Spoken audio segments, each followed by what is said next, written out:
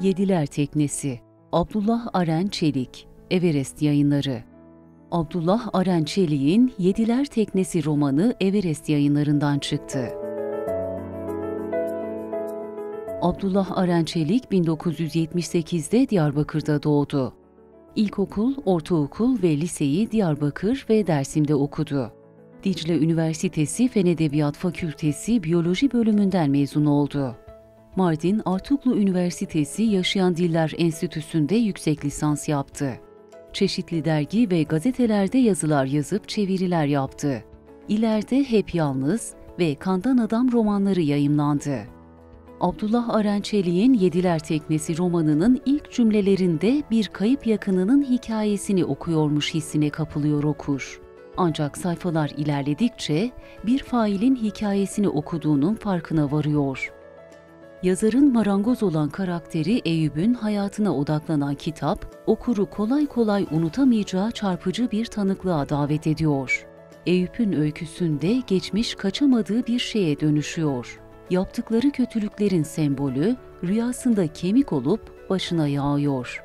Yaptıklarının cezasını kabus dolu gecelerle ödüyor.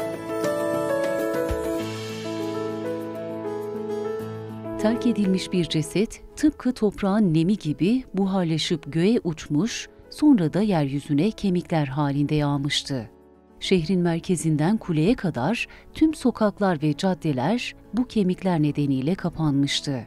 Kemik sağanağına görkemli bahçesinde yakalanan Eyüp, evinin kapısına doğru her adım attığında uzun bir kemik parçası toprağa hançer olup saplanıyor, yürümesini engelliyordu.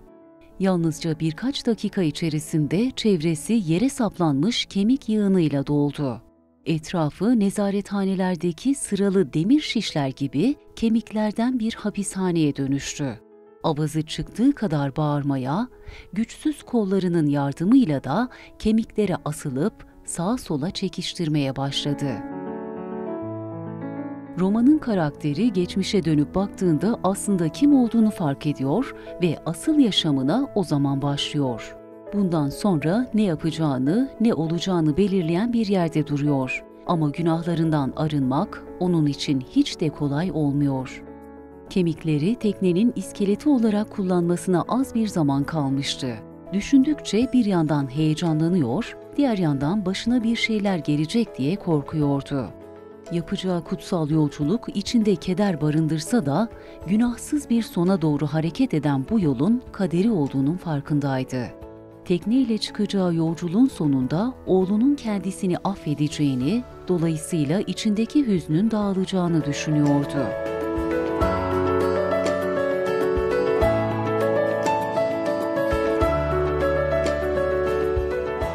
Tekne yapımında geçen ilk günün sonunda az iş yapmış fakat çok yorulmuştu. Günün bitiminde köpeğine yorgun gözlerle bakıp eve gitmek istiyorum dedi. Eve adımını attığında içeriye girip dış kapıyı gürültüyle kapadı. Bunu karısına geldiğini haber vermek için yapmıştı. Oturma odasına geçti. Karısını oğlunun fotoğrafının karşısında otururken buldu. Yanına oturmak için 2 adım atmıştı ki camdan içeriye bir taşa bağlı kağıt parçası atıldı. Eyüp yerdeki kağıt parçasını aldı, titreyen parmaklarıyla açıp okudu.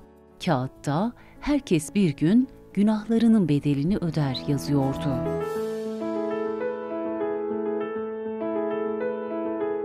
Abdullah Aren Çelik'in Yediler Teknesi, zaman, tanıklık, geçmişle yüzleşme gibi konuları bir arada düşündürüyor. Anlatı, yaşanmış bir olayla yüzleşilebilir mi sorusunu sorduruyor okura.